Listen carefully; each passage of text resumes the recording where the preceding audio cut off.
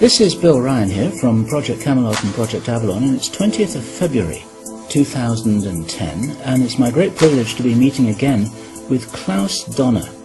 And in this video presentation, it's going to be an interview of the difference, because I'm going to do very little talking indeed, maybe none at all. And Klaus is going to be doing an audio commentary on one of his extremely special, unusual and fascinating slideshows about the artifacts and the various phenomena that he has been researching, discovering, investigating personally all over the world, relating to what I think you could legitimately call the hidden history of the human race. Would you say that's a good summary, Klaus? That's a very good summary, yes. So I'm going to step back here, and what follows now, just kick back and enjoy this slide presentation, and Klaus is going to take you through his own journey. You can accompany him on his own journey through his own discoveries. And take it away, Klaus. What are we looking at here? I can see an array of pyramids. What's the significance? The significance is that you can find pyramids all over the world on each continent, and the question is when and who did build those pyramids, why many of those pyramids all over the world are looking very, very similar. Another question is, did there really exist a global civilization? And I think many of our researchers are really telling us that once upon a long time a global civilization existed. But how many thousands of years ago, we don't know. Most of the audience of Project Camelot may know about the story of one stone pyramid building found in 1984, 25 meters under the sea level in Japan on the island of Yonaguni, which is the southeast Japanese island belonging to the Ryukyu island group. And there's still a struggling of some international archaeologists who are saying that these monuments were done by nature. But my friend Professor Masaaki Kimura did several years since then researches not only on this monument, but also he found several others close by. On the right side down you have a model, and one thing nature is definitely not doing on top of two platforms of this monument. There is one huge stone turtle and one huge stone bird like an eagle. Nature is doing many things, but not such a precise, perfect monument, and the question is, where are all the stones? If nature would have done it broken down, where are those stones? There are also streets, and there was also found a stone stadium like a Roman Colosseum with stone seat rows and stone stairs. Nature is great, is doing many, many great things, but not such perfect buildings. Here you have the huge stone turtle, and you can see also how small is a diver against this big monument. Here you have one street with stairs going up. Here again a very close-up picture just to recognize the size of this huge monument. Here you can see some world maps. On the top, on the right side, you can see the Piri Reis map, which was used already long time before Christopher Columbus came to America. And you can see how perfect this map was already in the beginning of the 16th century, showing part of Europe, of Spain, Portugal, part of Western Africa, and also part of South America. We do not know until now who was able to make such a perfect map already centuries ago, and on the rest of the Piri Reis map, which we do not show on this picture, you can also see the Antarctic without ice. In 1956, researchers found out that the Earth under the ice mass at the Antarctic is exactly like the Piri Reis map was showing.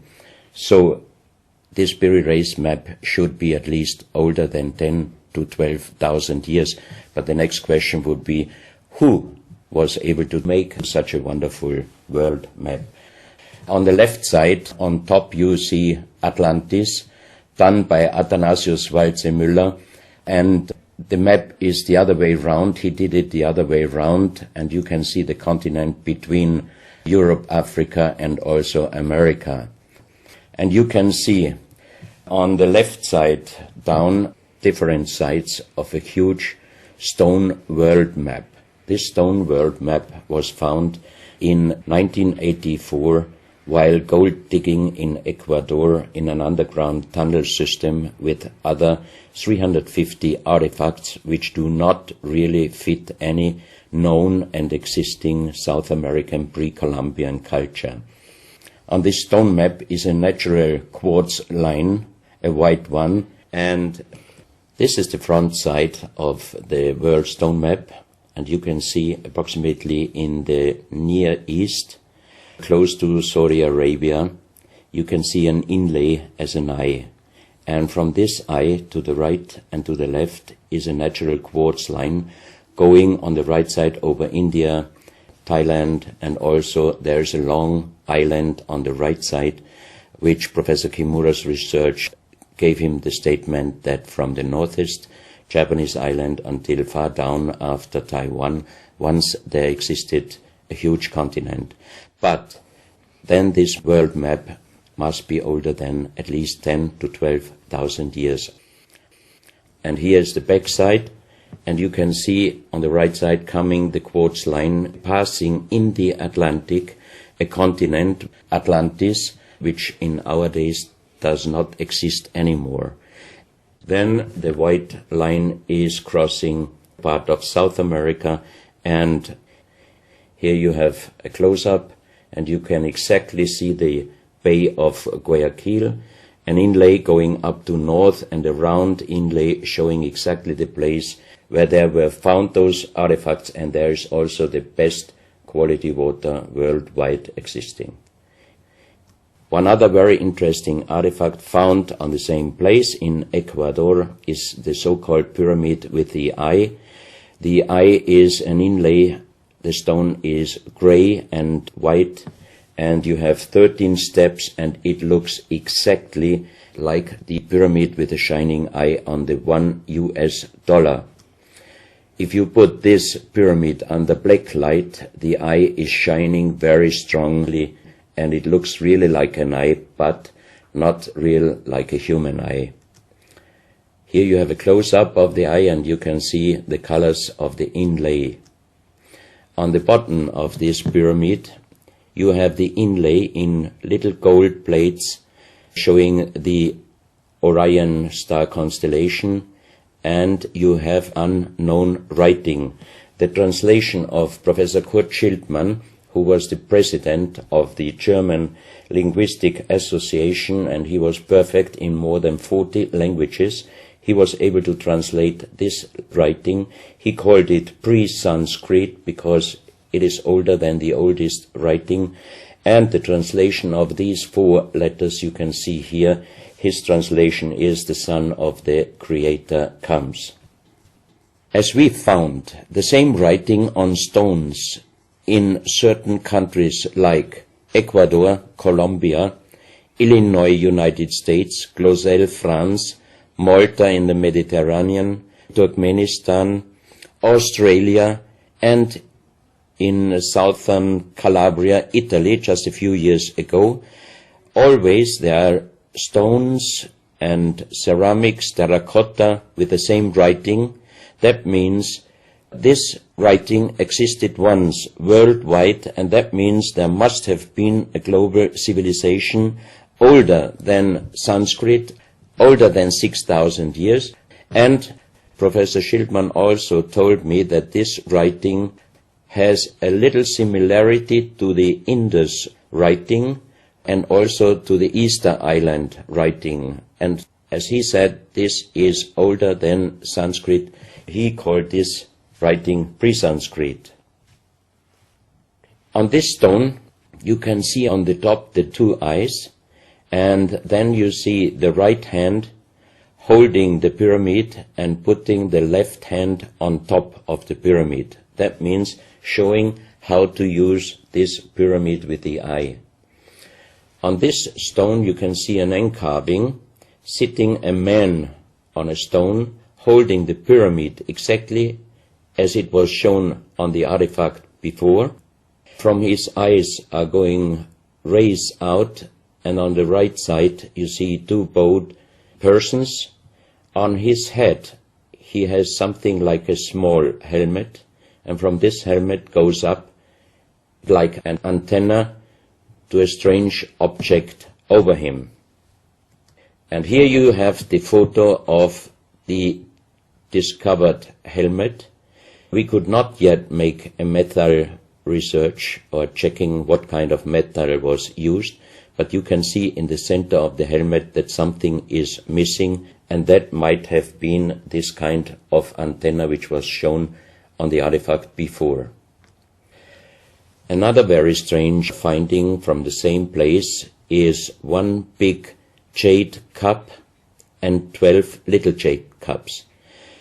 As the 12 cups are man-made and each one is a little bit different in size, if you fill them up perfectly with water and you put the 12 cups of water inside the big cup is completely filled.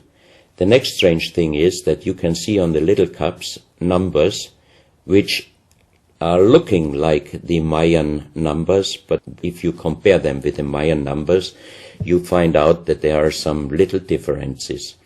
And on the big cup you can see a perfect inlaid star constellation, also showing the Orion and other stars. And inside the big cup it is very, very magnetic, and outside the cup nearly nothing. Professional geologists are saying this is impossible, because if a stone has metal particles inside the stone, it must be same magnetic from both sides. Here you have a close-up of the big cup, and you can see a perfect inlay of star constellations, and they are shining very brightly if you put black light on it. Here you have some small cups that you can figure out more clearly the style of the numbers inlaid in a strange material, also shining under black light. That's another piece, a jade plate with the same star constellation inlay like on the big cup, and two persons facing the sky, and on the next picture you can see that also the eyes of these two statues and the star constellation is shining very strongly under black light. This was once a hard-formed brown stone, changing the color in the center of the stone into black, which usually in nature does not happen. And you can see, if you look very close, you can see a face with closed eyes, with a mouth, the nose, a long beard and long hair. On the left side, the face and also the stone is broken. This is the reverse side of this stone. You can see a spiral and a triangle. The center of the triangle is very magnetic, also shining under black light. Here we have the backside of a cobra. The cobra never existed in South America, but this one was found at the same place. On this side of the cobra head you have 33 lines, inlines. So 33 is also a very mystical number since long time. And on the left side and right side you have 7 points inlaid, and maybe these are the chakras. Also this cobra head is shining brightly if you put black light on it.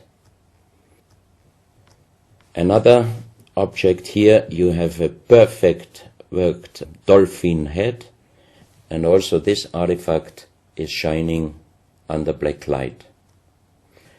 Here you have a kind of stone helmet. You can put this granite stone helmet on your shoulders, or you can lay your head inside it, and the inlay points which you see on this helmet, some experts told me that these points are exactly the acupuncture points on the human head. Here you can see how it might have been used, and a few months ago they found at the same place an unfinished stone helmet. So that means that also some of these artifacts were made directly in Ecuador, but many, many years ago. And also the inlay on this object are shining under black light very bright. This is a fantastic jade snake, and also the inlay points are shining under black light. Here we have one artifact which is very perfectly carved on the back side, so that means it might have been used to put this artifact on the front of your forehead.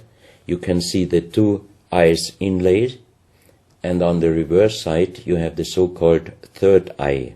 Maybe this artifact was used for some ceremonies or for meditation.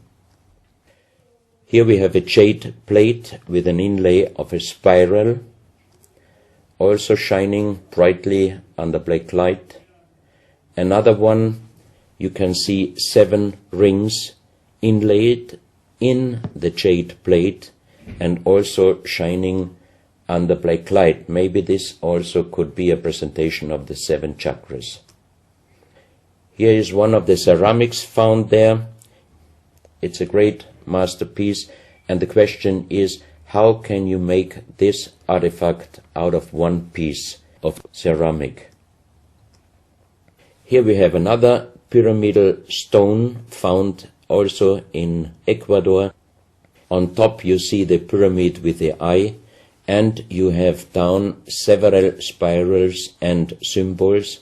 Some of them are very similar to the churchward Nakal plates, which he found 1880 in India, and the translation was talking about the sunken continent of Mu. This is a marble with another inlay of a spiral, also shining very brightly under black light. Another stone in a pyramidal form with an inlay of an eye. Here you can see again the pyramid with the eye, and on the bottom you see the Orion star constellation, the 3 Orion stars, which might focus us to the 3 pyramids in Egypt. Here you have a ceramic statue. You can see the style of sitting is not real pre-Columbian style. It looks like the lotus seat from Asia. On top of this statue you have a head with some points, and it looks quite similar to many of the Buddha presentations. He holds a snake in his mouth. The snake is a very, very mystical and very often presented object. So that means this statue is not from any existing or known pre-Columbian culture. Even the next one, you can see that how this statue is sitting, it looks more the direction of Asia. On top of his head, again a very strange head, and in the center you can see like the head of a frog.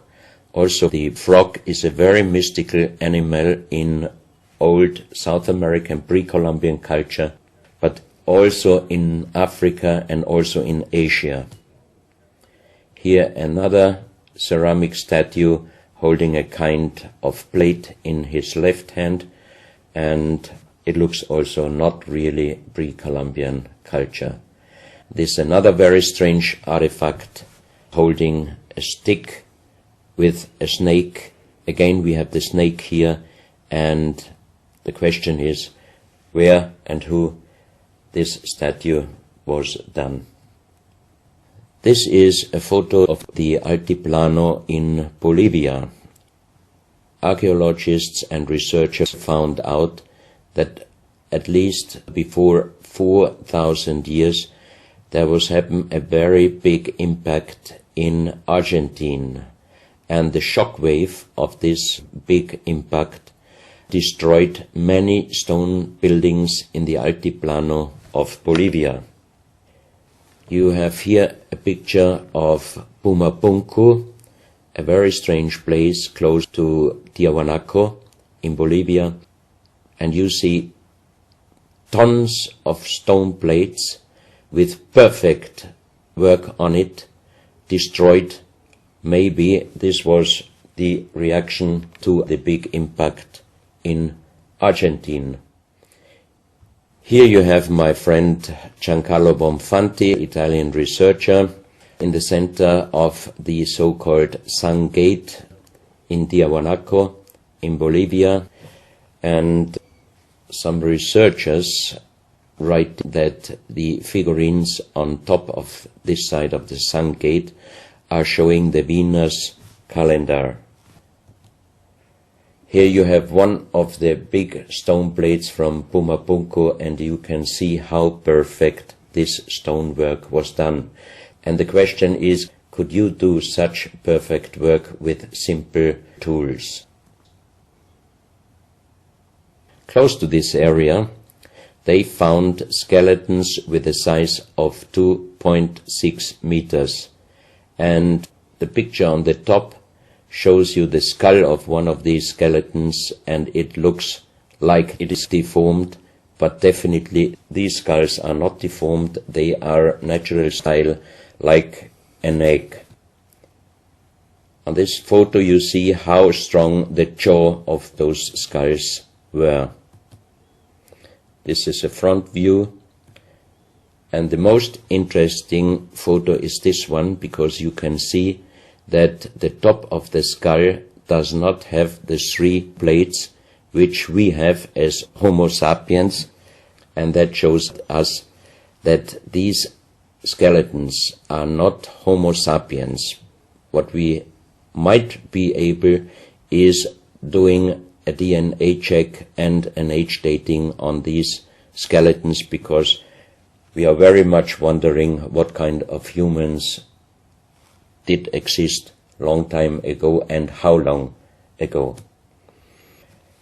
On the next pictures I show you some artifacts found close by the real giants, and when I first time got this mask in my hands, I tried to look through the two eyes.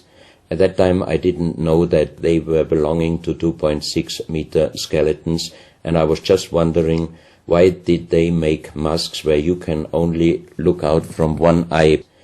But after knowing that those people were over 2.5 meters, I could imagine that their skull was of course bigger than our skull, and that's why these masks were for us oversized.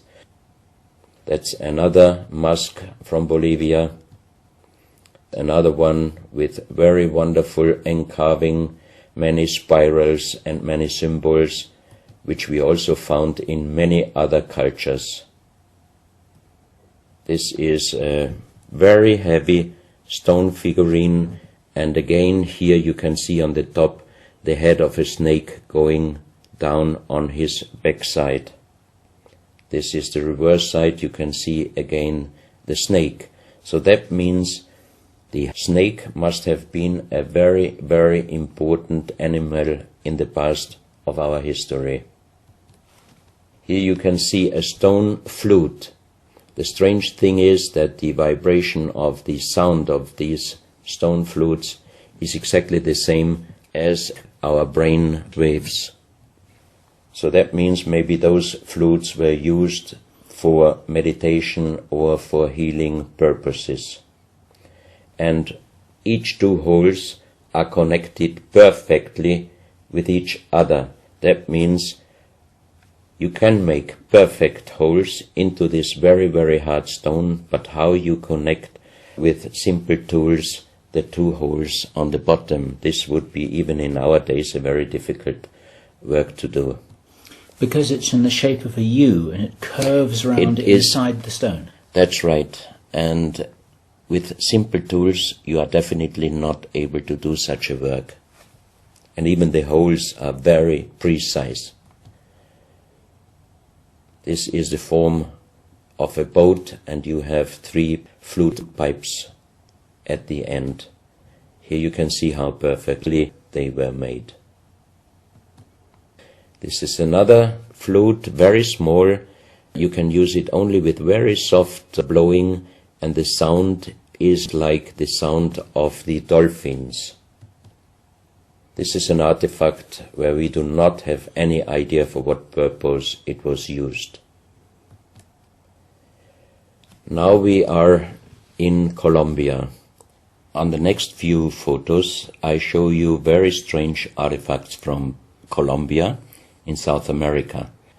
The most famous industrial designer and architect in Colombia, Professor Jaime Gutierrez, is collecting strange artifacts from his country already since centuries.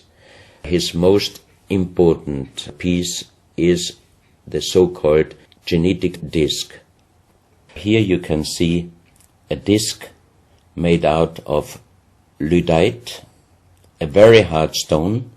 It's nearly the same hardness as granite, but the structure of lyddite is like leaves, so it would be quite impossible to make the same disc in our days out of the same material. The diameter of this disc, we call it the genetic disc, is about 27 centimeters. And on this disc you have several things presented which usually you can only see with a microscope. For example, on the left side, around 11 o'clock, you can see one egg, human egg, without, and another with spermia. On the right side, at approximately 1 o'clock, you can see some spermias, and then you have several very strange presentations which we could not explain. But here on the left side you have a microscopic photo from the inside of a lady done by a Swedish photographer, and you can see that the egg without and with spermia looks exactly like the presentation on this genetic disc. On the reverse side you have on top several presentations of fetus in different size, different age, ending up with looks like a little child. You see also at the end of the plate around 6 o'clock female and male, and also on the right side around 9 o'clock you can see the presentation of man, woman and child. But the strange thing is how they present those human-like heads. Here you can see a knife done by the same material, lyddite. On top of the knife, on the handle, you have mother's head. Beyond you have the child's head, and the umbilical cord is going around the neck of the child. So that means this knife would have been used to cut the umbilical cord, saving the child's life.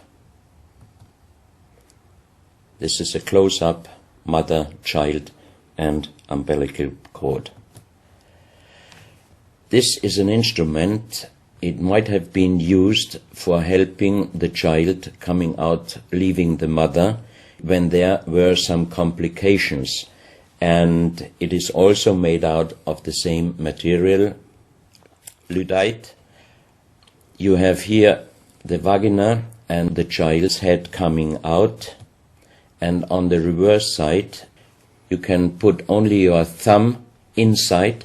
That means you can only use this instrument with your fingers, meaning you cannot use power. So that means it might be safer helping the child leaving the mother than our instruments we are using in our days, because sometimes the modern instruments, while being used, can damage the child's head. This, we think, is a medical instrument. It is also lyddite, and it's a perfect form. Another one, and these are other ones, they are very much smaller than shown on this photo. And when we did a material check in Vienna, the most expert worldwide checked those pieces. First of all, the material. Each one is done with lyddite, and the form itself, he checked them, and finally he said, I cannot tell you how they were done, who did they make, but the only thing I can definitely tell you, from the same material in our days, we cannot make the same instruments. So how old they are we do not know, but as they were found in Colombia, and they do not fit any existing pre-Columbian culture, we must consider that those artifacts are at least older than 6,000 years. But we cannot explain what kind of technology they did use to be able to make such instruments and such tools made with lyddite.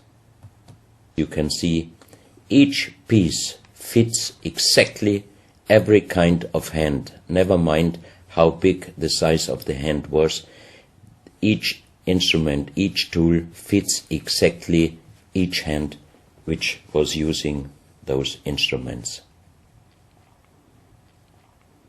This face looks a little bit like the Maui, the big stone statues from Easter Island. Here you have a close-up. This, in joking, I call it the dentist chair. Perfectly done, but again, same material, lyddite. And the strange question is, why, if they could make such perfect figurines out of this very difficult material, why did they show the human face always with big round eyes and a little nose and a big mouth? There is no real explanation possible. This is again one piece from Colombia, lyddite. On the front side you see the mother holding the baby, and on the back side you see the man with armors, most probably for hunting. This stone figurine was found in Colombia. It looks exactly like the Maui statues from Easter Islands, but it is only about 30 centimeters in size.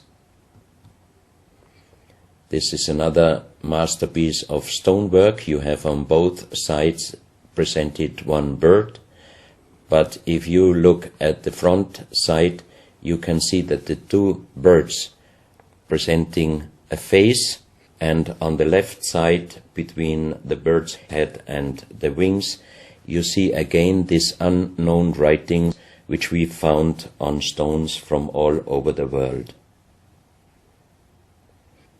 This is the mother holding a child, very strange face, and it's a kind of jade material. This is another stone from Colombia showing an armadillo.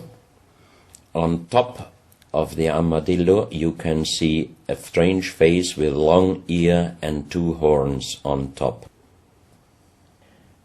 On this artifact you can see a smiling face on top. You have two triangles on this side, and on the other side, on the right side, you have a face. Again, the animal face on the right side, and some unknown symbols. And on the bottom of this object you see an animal, looks like a crocodile. Now we are moving to Guinea, West Africa, very close to the border with Mali. They found on a huge granite mountain the half portrait of a lady done in granite stone, and the size of this statue from top of the head until the middle of the torso is exactly 150 meters. So this is a real big question. who might have been able to do such a huge granite half-portrait in a mountain at least 10 to 12,000 years ago, because the Italian geologist Professor Pittoni was on the spot. He did these photos and he checked the earth on the bottom of this mountain, and his calculation was that this stone monument must have been done at least 10 to 12,000 years ago. But then we have the real big question: who could have been able to do such a big stone monument? Even in our days it would be impossible, or at least it would cost so much money that it would never be able to do. And if you look at the close-up of the face, some experts told me that this face definitely is not European, but also, of course, not black African. It must be either South American or Asian culture. But then again, we are at the point 10 to 12,000 years ago. It might be the civilization, the lost civilization from Atlantis. Close to this area in Sierra Leone, Professor Pittoni was in charge of diamond excavations. And as he heard in this area a legend about Allah was angry with some angels, and he put them into stone and throw them to the earth. He put the sky, also made it into stone and throw it to the earth, and he put the stars and throw them to the earth. The legend says that the sky, you can see on this stone, they call them sky stones, sky blue stones found in this area under the earth. And we did research in Vienna. This is definitely artificial stone. It's not a natural stone, and all the material could be found, but the only thing they could not inform us is what kind of color did they use to get this real sky blue color. The stone figurines found from 20 meters down to even 50 meters. Professor Pittoni always took some organic material from the finding place, and the age dating of those stone artifacts are from 2,500 years up to the oldest one, 17,000 years. Here you have a granite stone, so-called nomoli, stone nomoli, with very nice encarving.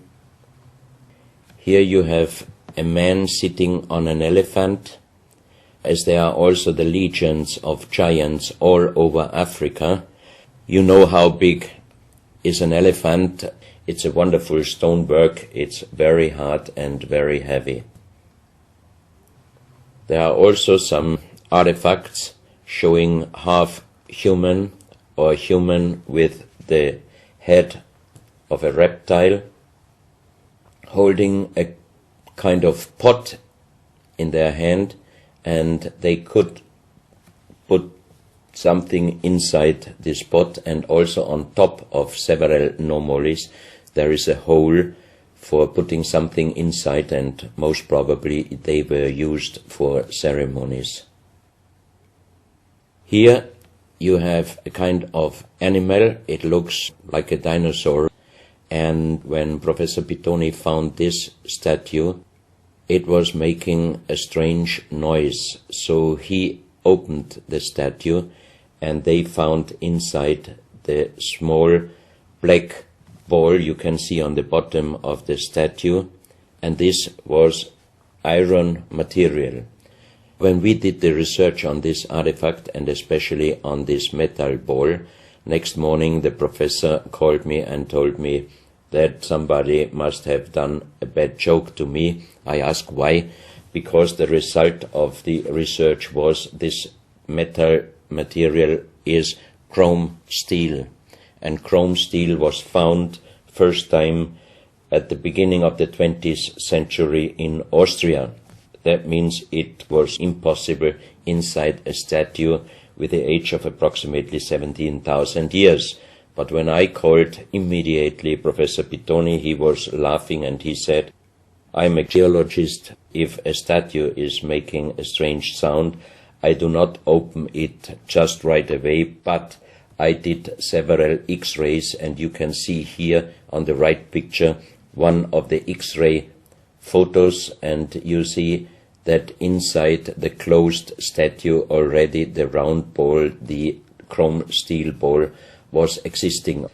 On this X-ray photo you can see exactly, and also Professor Pittoni saw, that this statue in former days already was opened but perfectly closed again, and he called a specialist who opened it exactly concerning this photo, the small stone ball which was closing the hole inside, and you can see that the metal ball was already existing. Some of you might have watched several pictures, photos on the internet of giant skeletons found in desert, in India, in China and other places. Most of those photos were competition photos to present Photoshop. Perfectly done. I also was quite impressed when I received first time one of those photos, but these photos I'm showing you now, they are definitely not coming out from a Photoshop competition. These photos are real skulls and skeletons. This skull was found in a tunnel system underground in Colombia. The skull is dated up to 11,000 years. The skull is bigger than normal skull, and the front teeth of the jaw are lined up in a different way than our teeth. Something that occurs to me here is that there's a very strong, pronounced jaw. It's a very prominent jawline, very prominent chin. And here you see a photograph that was shown to us by a Project Camelot insider. Now, this isn't a real photograph. This is a scene from the old Arnold Schwarzenegger movie Conan the Barbarian.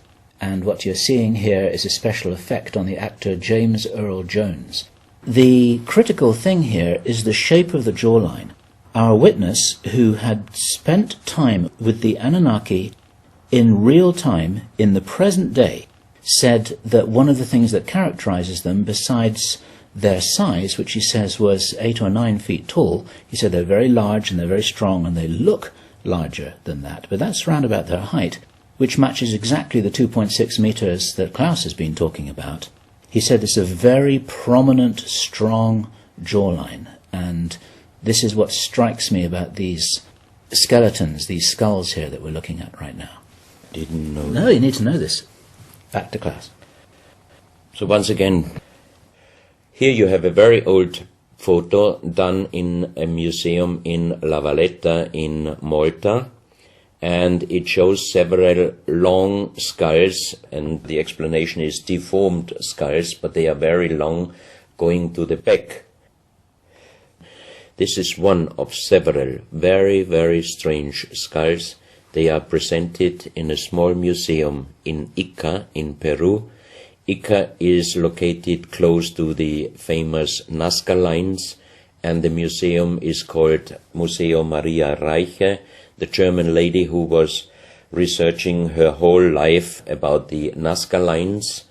And in this museum you can see the most strange skulls I ever saw, all found in this area close to the Nazca lines. So the question is, what kind of humans were living there, and how did they get those skull forms?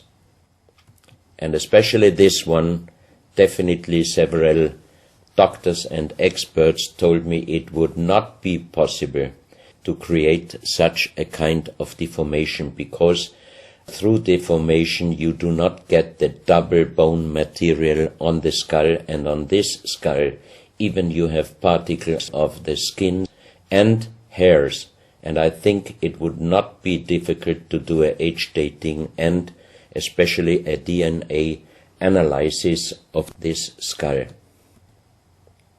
On this picture I show you some legendary skeleton forms of giants. In the year of 1964, in the south of Ecuador, in the province Loja, there broke down a part of a mountain platform, and Father Carlos Vaca, who was working as a priest in hospitals, he was called to this place and he found the broken bones of a giant. Good.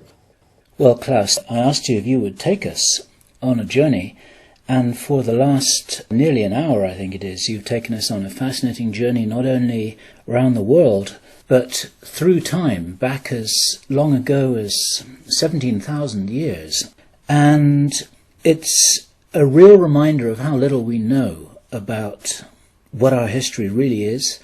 These are important pieces of an important puzzle, and you're doing an enormous amount to raise people's awareness of what it is that we're not shown in many museums, what it is that we don't read in anthropological textbooks, and what it is that many university professors still refuse to recognize. And thank you so much for your part in helping to raise our own understanding of our history on planet Earth. Klaus, thank you.